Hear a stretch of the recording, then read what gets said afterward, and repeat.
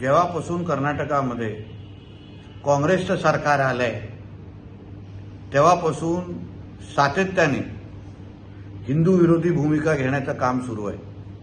हिंदूंवर हल्ले करणं, पाकिस्तान जिंदाबादचे नारे देणं, लव जिहाद कायदा रद्द करण्याचा प्रयत्न करणं आणि आता तर बागलकोटमध्ये छत्रपती शिवरायांचा पुतळा रातोरात हटवला गेला, ते पण जेसीबीचा वापर केला गेला. हा छत्रपती शिवरायांचा आणि लाखो करोडो शिवभक्तांचा मोठा अपमान आहे. ह्याबद्दल कर्नाटक काँग्रेस सोडा, पण महाराष्ट्राच्या काँग्रेसच्या नेत्यांनी, महाविकास आघाडीच्या नेत्यांनी जे शिवरायांच्या नावाने आपलं राजकारण करतात त्यांनी ह्याबद्दल भूमिका स्पष्ट केली नाही.